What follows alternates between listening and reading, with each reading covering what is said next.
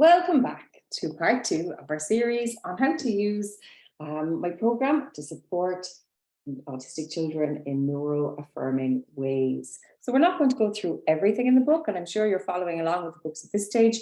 We're going to skip ahead to page 7, and we're going to look at expressing my emotions. So here we say, people express their emotions in lots of different ways too. This is so important because sometimes we're taught that smiling means happy and frowning means grumpy, but frowning could mean concentrating or happy or listening. It can mean loads of different things. Some people laugh out loud and their whole bodies shake when they laugh. Do you know anyone like that? So you're starting to have a conversation with the child about the different ways that people communicate their emotions. And again, telling the child there are different ways is telling the child there's no wrong way. Some people have quieter laughs, and some people might even let out a big snort. Some people think that there's only one way to express our feelings, but that's another very silly idea. Grown-ups can be very silly at times. When people are happy or excited, they express it in different ways. And then I have some listed. Some people might jump about. Some people might clap their hands. Some people might shout, hooray! Some people might type, I'm happy. Some people might hum a little tune to themselves. Some people might give a big smile. Some people might squeal with joy. Some people might use sign language. Some people might flap their hands. Some people might say yippee. And of course, people might do a mix of these too. And then we ask the child, can you think of any other things people do when they're happy or excited? So maybe we haven't mentioned what they do when they're happy and excited, and this is their chance to tell you. It's also a chance for you to see how much, I suppose, they are picking up on from other people around them and how things that they've noticed and things that they see.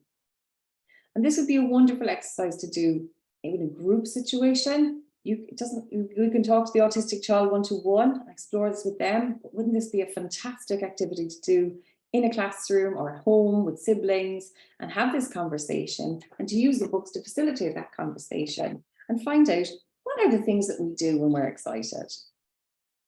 And then we go on and ask, what do you do when you're happy or excited? You may not do the same thing each time, of course, because we express our feelings differently at different times.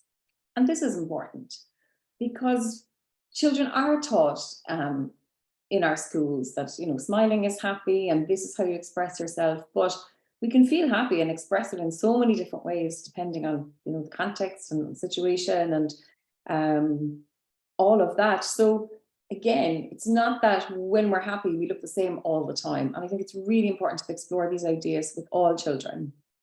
So then we start asking, what do you do when you're sad? What do you do when you're lonely? What do you do when you're worried? What do you do when you're grumpy? What do you do when you feel surprised? What do you do when you think something is very funny? So again, we're just exploring things with the child and asking these specific questions. And this is important because sometimes people ask very vague questions of autistic children. And many of us need specifics. And it actually leads to having a better conversation and getting much more specific answers. And if we ask vague questions, the autistic child can spend a lot of time trying to figure out what the question was rather than actually answering it. You can talk about these questions with a grown-up, or you can act them out and show each other the different things you do when you have different feelings. Lots of us use our bodies to express our feelings, but not everyone does. That's another thing that's important to point out, because some people don't have very expressive feelings. Our faces even. Some people mightn't use their bodies. I'm really elaborate with my gestures, my whole body talks, my face, as you can probably see, my whole body is part of my communication, and that's not the same for everybody. Sometimes we don't even notice we're doing it. So again, this is such a lovely exercise to do, and there's a lot of questions here. So just because they're on the one page, you don't have to do them all together. You could absolutely break these up into mini sessions and imagine the fantastic discussion you could have that will follow from this, how much you will actually learn about the child and how they communicate. So it'd be absolutely lovely exercise to do really in any setting. So thanks for joining me for part 2. See you again. in part 3.